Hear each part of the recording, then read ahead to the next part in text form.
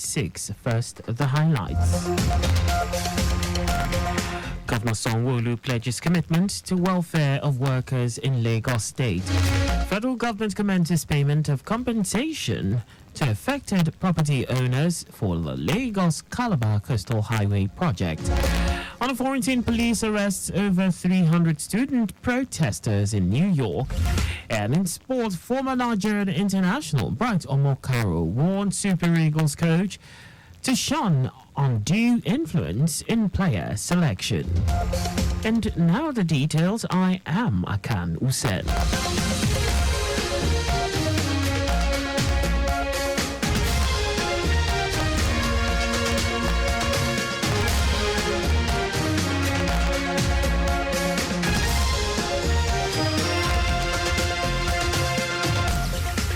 Governor Babajide Sanwo-Olu has pledged his administration's commitment to the welfare of workers in Lagos State. Governor Sanwo-Olu stated this when he joined the organized labor unions for a parade at the Mobolaji Johnson Arena, Onikon, in commemoration of 2024 Workers' Day celebration with the theme People First. The governor noted that this year's theme resonates deeply with his administration's philosophy, which is underpinned by a firm belief in prioritizing the welfare of residents through various measures, policies, and initiatives. Our commitment to creating a Lagos of our dream, a future Lagos that will not be reversed, a future that will ensure that there's hope for the hopeless and there's a sense of urgency for each and every one of us. Our dedication is to put people first, to extend beyond just mere words and rhetorics. We stand by our labor union and the various organizations and advocating workers' rights and welfare. I would say that from day one, I've been a welfarist myself, and I stand with my people. I share in their pain. I understand their challenges. And I want to say to you that you are the reason that we're here, and you are the reason for us to wake up every day, knowing fully well that you are with us and you are behind us. Earlier, the State Commissioner for Establishment and Training, Afolabi Ayotayo, extended appreciation to the state government for the commitment and steadfastness exhibited by public servants in advancing the interests of the state.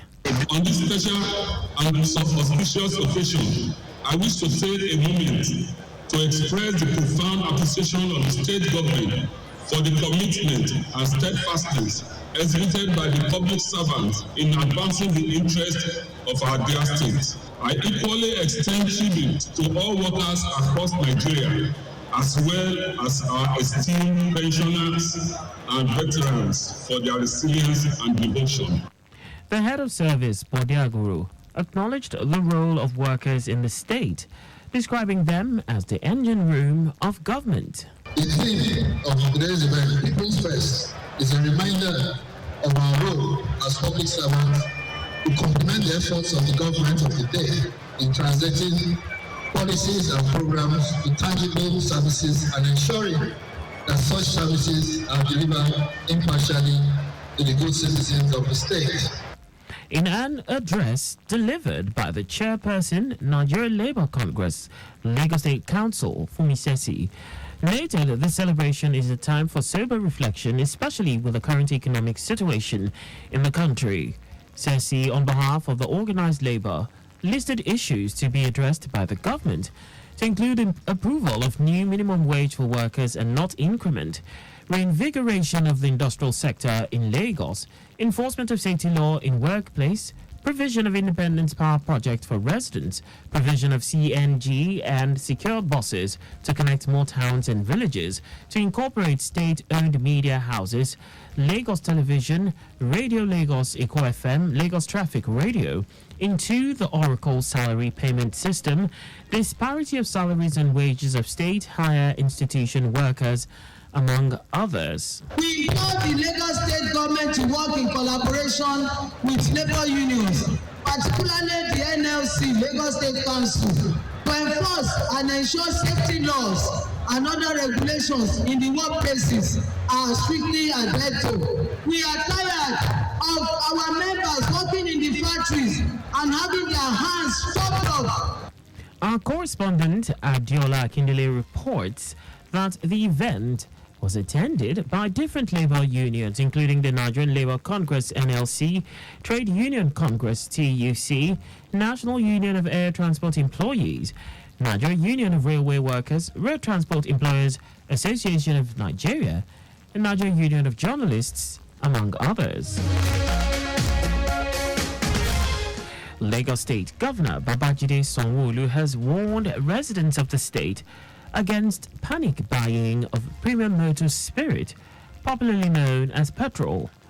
Governor Sanwo-Olu said he had received assurances from the authorities that there is enough fuel at tank stations where the distribution of the product will be intensified to ease the current fuel scarcity across the country. I have confirmed from the leadership of NNPC and all of them that are in the downstream sector, there is no fear at all. It's only the logistics of getting the fuel from the various tank farm and depot to the fuel stations that has created this little bottleneck. And they've assured me that within the next couple of days, all those queues will completely disappear. So I want to tell you, please, don't do panic buying. Don't go and buy fuel that you don't require right now. Let us just wait, and for the next couple of days, it will clear. It will be recalled that for a couple of days now, long queues have returned to filling stations across the metropolis due to scarcity of petrol, with its attendant economic effect on motorists and commuters in the state. Lagos State Chairman of the ruling All Progressives Congress APC, Cornelius Ojelabi, has appreciated Nigerian workers, especially Lagos State workers, for their forthrightness, dedication, and resilience, felicitating the workers on the commemoration of the 2024 Workers' Day. Ojelabi said, since no administration succeeds without a happy and productive workforce, all the successes recorded so far in the state were due to the efforts of the workers, who he commended for being very dedicated and responsible. Ojelabi praised the Nigerian workers for their diligence and commitment to duty, but called for more resilience and patience so as to take the state to its El Dorado and dreams of its founding fathers with relative ease. He said the APC-led federal government, headed by President Bola Tinubu, had in the last few months showed commitment to the welfare of workers, the latest being the newly inaugurated credit grant for workers.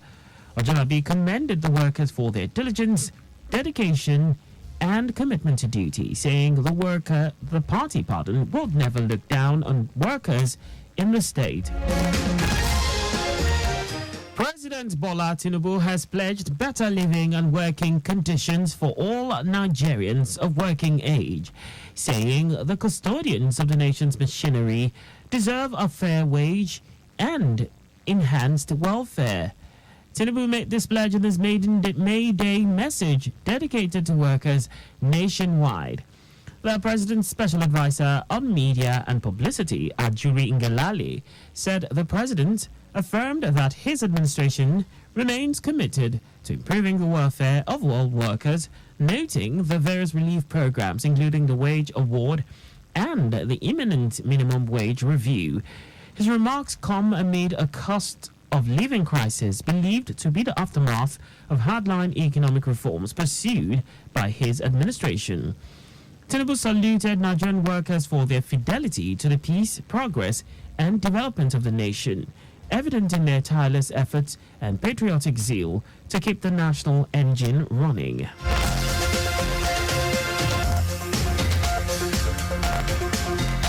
And now to the rest of the stories. The federal government has commenced payment of compensation to affected property owners on the right of way for the Lagos-Calabar Coastal Highway project.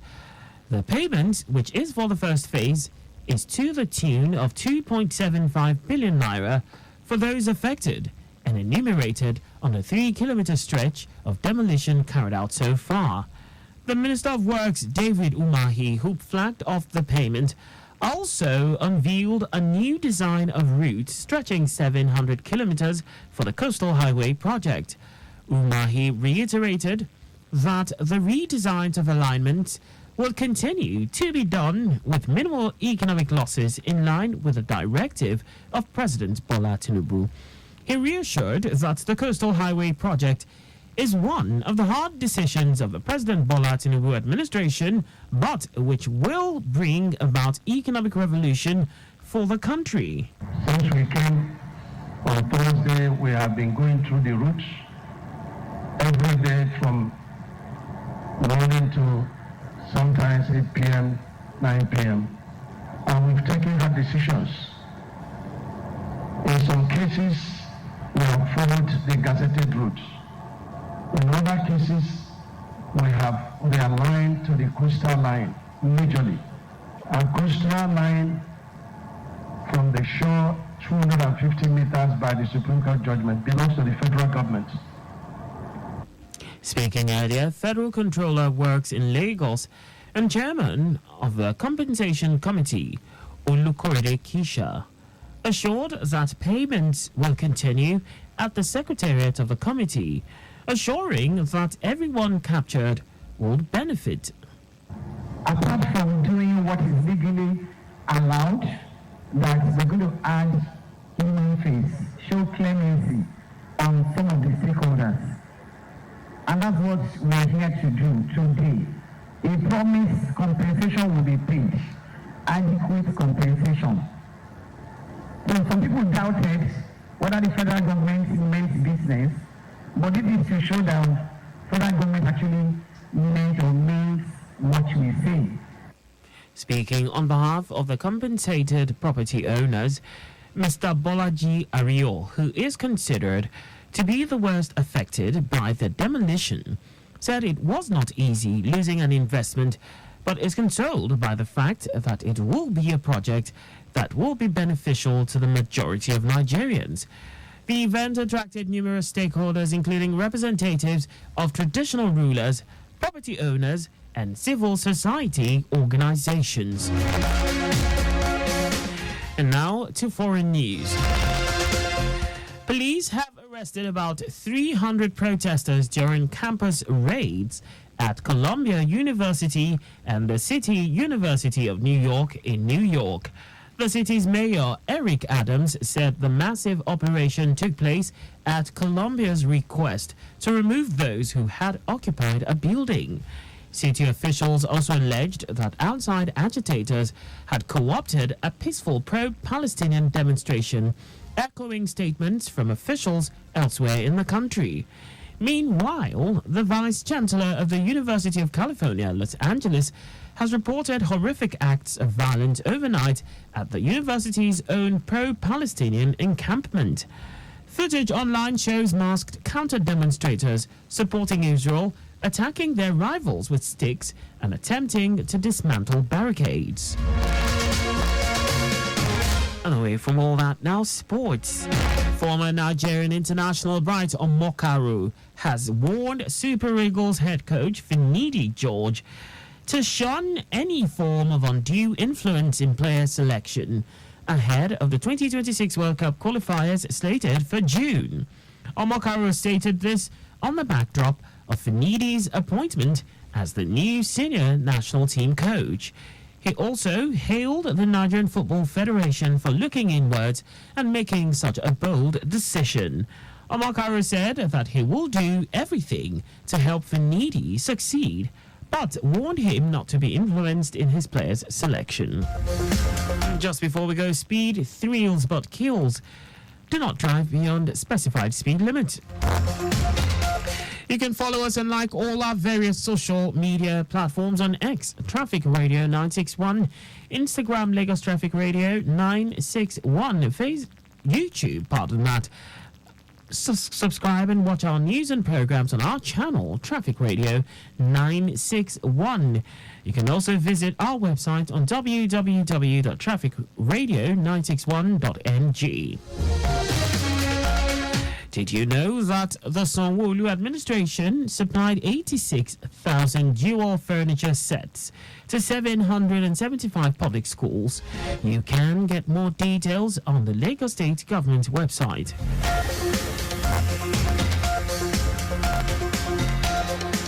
To end the news, here are the highlights of the major stories. Governor Babajide Sanwo-Olu has pledged his administration's commitment to the welfare of workers in Lagos State. The federal government has commenced payment of compensation to affected property owners on the right of way for the Lagos-Calabar Coastal Highway project. We also told you that police have arrested about 300 protesters during campus raids at Columbia University and the City University of New York in New York. And in sports, former Nigerian international Bright Omokaro has warned Super Eagles head coach Finidi George to shun any form of undue influence in player selection ahead of the 2026 World Cup qualifiers slated for June.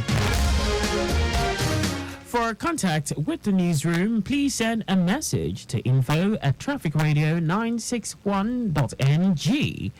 And that ends the news broadcast compiled by Sadiq Yusuf. I am Akan Usen. Thanks for listening and please stay safe. Good evening.